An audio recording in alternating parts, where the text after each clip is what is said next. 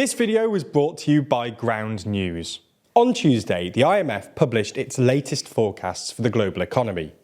The IMF publishes these forecasts 4 times a year as part of its World Economic Outlook survey, and the media rarely pays attention to them because, well, it's mostly dry economic data that the public aren't all that interested in. However, these most recent forecasts have caused a bit of a stir in the UK, not only because they forecast the UK to be the only G7 country in recession in 2023, with GDP expected to shrink by 0.6%, but also because they forecast the UK economy to perform worse than Russia's, which is apparently expected to grow by 0.3% next year. So, in this video, we thought we'd take a look at these recent forecasts, whether Russia's economy is actually going to outperform the UK's in 2023, and what this says about the global economy.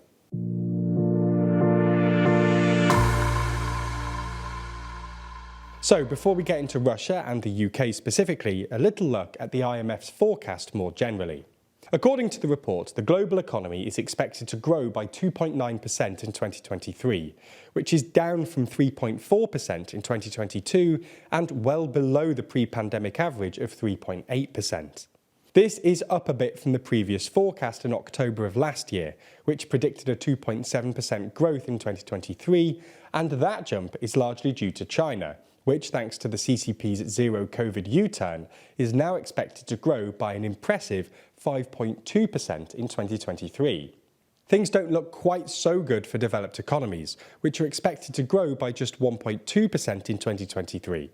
In the G7, for example, no country is forecast to see more than 2% growth this year, and every European G7 country is forecast growth below 1%. As we mentioned in the intro, things look particularly grim for the UK, where the IMF forecasts a 0.6% contraction this year, making it by far and away the worst performing country, not just in the G7, but of all the 15 countries surveyed by the IMF.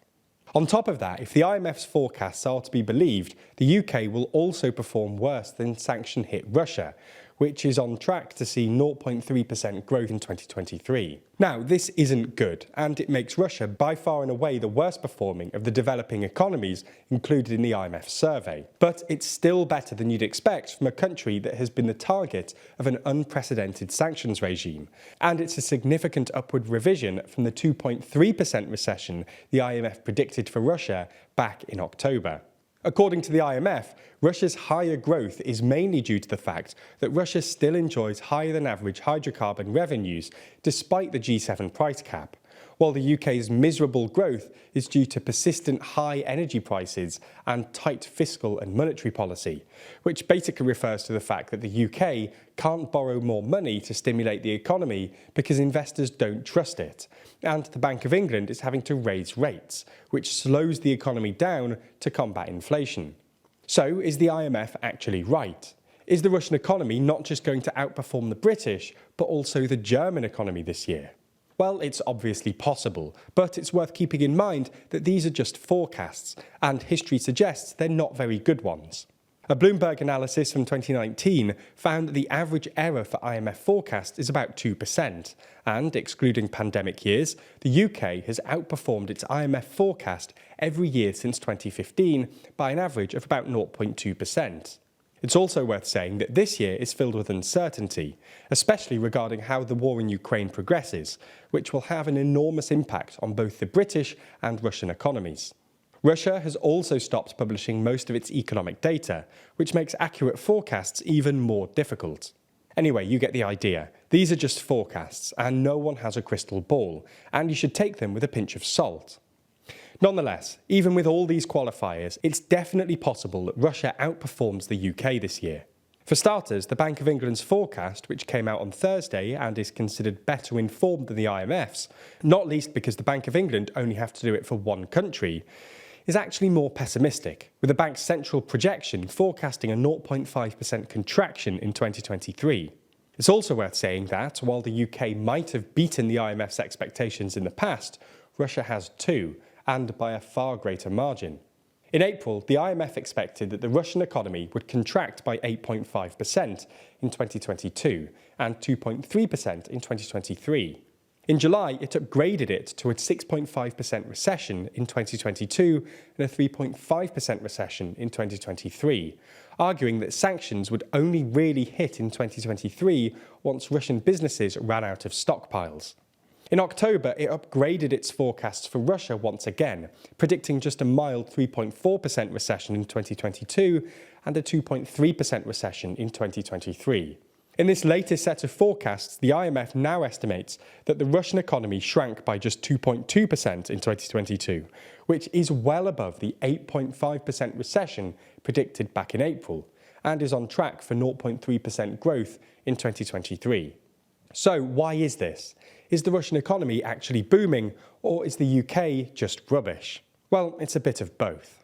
The Russian economy definitely has outperformed expectations, and while the G7 price cap might have made a dent in Russia's oil revenues, global oil prices and the cap itself, which is set at $65 a barrel, are too high to push the Russian economy into recession. In some parts, this shouldn't come as a surprise. History suggests that sanctioning commodity exporters, and especially oil exporters, is difficult because everyone really likes oil, which means you can always find someone to sell it to, sanctions or not. Obviously, it's worth remembering that, even if the IMF's forecasts are correct, that still leaves Russia roughly 2% down from its 2021 output, and the long-term prognosis for the Russian economy looks pretty terrible, given its demographic decline and its increasing reliance on China. But it's nonetheless possible that the Russian economy could see growth this year. On the UK side, this is something we've covered in detail in other videos, but the TLDR is that a combination of factors, including Brexit, high energy prices, and Liz Truss's disastrous mini-budget, have left the UK economy in a pretty terrible state. All in all, the IMF figures are less a ringing endorsement of the Russian economy, which is still below 2021 levels and more reliant than ever on hydrocarbon revenues, and more an indictment of the UK, which is still struggling to find its feet in the post-Truss era. Time will tell if the UK can find a better path forward, but for now, things aren't looking good. To follow the UK's trajectory going forward, though, you should check out Ground News. Ground News is a website and app that puts all the world's media in one place, so you can compare how news is being covered by different outlets. This is important because the way we understand a story has a lot to do with how it's being framed. And Ground News makes it easy to sort through what's going on by providing bias, factuality, and ownership ratings for each source. For example, with every story, I can see the number of sources reporting and whether the coverage is evenly distributed across the political spectrum, according to ratings from independent news monitoring organisations. I can start to identify trends, like stories that are mostly covered by one side of the political spectrum. Then I can check how reliable the sources are as well as who owns them. But one of the coolest things to do is compare headlines to see discrepancies in the language used and the facts prioritised by different media outlets. It really is a fascinating way to read the news and unlike any news app out there. To give it a go, try ground.news/TLDR. You can subscribe to get unlimited access to all features and support an independent news platform working to make the media landscape more transparent.